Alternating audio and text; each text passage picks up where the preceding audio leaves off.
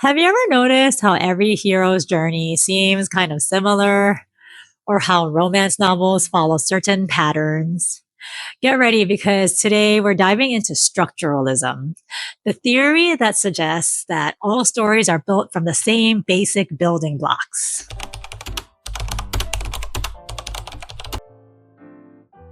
Hi, my name is Moana, and this is my reading buddy Spike. And I am a reading and writing lover who disliked English class as both a student and a teacher. And I am now documenting my journey of rediscovering my love for words. So, before we get started, this video is part of my series where I explain the different types of literary theory. So, if you want to learn more, check out the link in my description for the playlist.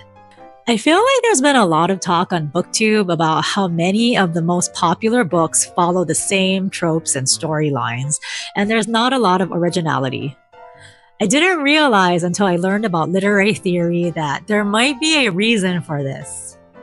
Today, we're exploring structuralism, and I promise it's way more exciting than it sounds. Because once you understand story structures, you'll never read the same way again. Think of stories like Lego creations where they are made up of different colors and shapes, but use the same basic pieces that are combined in familiar patterns to create infinite possibilities. In a similar way, structuralists believe that all stories, no matter where or when they're from, use the same fundamental patterns and oppositions. Every story has binary oppositions and are built on contrasts.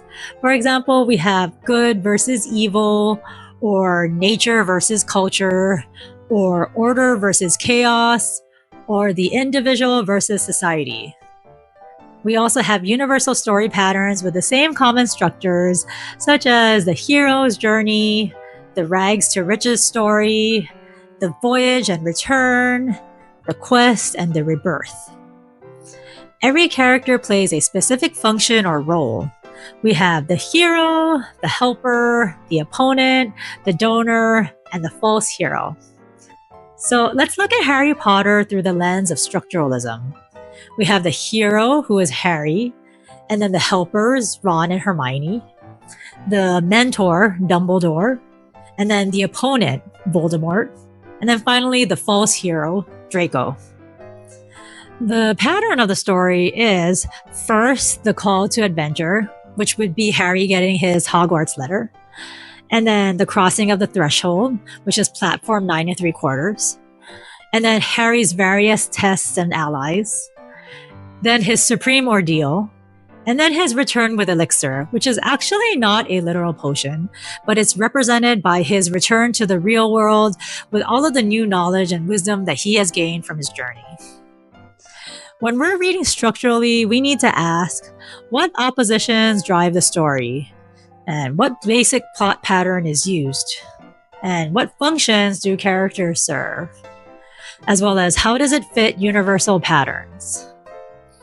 Understanding structure helps us appreciate storytelling craft, see connections between stories, understand what makes stories satisfying, as well as recognize cultural patterns. So something that I find really interesting is that we can find these story structures not just in literature, but also in social media. For example, we have storytime posts on TikTok, Instagram, and YouTube, where people start off with a hook that could be something like, storytime about the worst date ever. And then they build tension with multiple parts to keep the viewer engaged. And then they throw in a plot twist that goes something like, but wait, it gets worse. And then finally, they end with a big reveal as the resolution. It's just like classic episodic storytelling, but in like 3-minute segments. So we can see that understanding structuralism isn't just for the world of literature and English class. It also helps us create better content and understand why some stories go viral. Now, I want to hear from you. In the comments, tell me your favorite story and let me know something about it through the structuralist view, such as the main oppositions, the character functions, or the basic plot structure. In my next video, we'll take a look at post-structuralism, where we question everything we just learned in this video.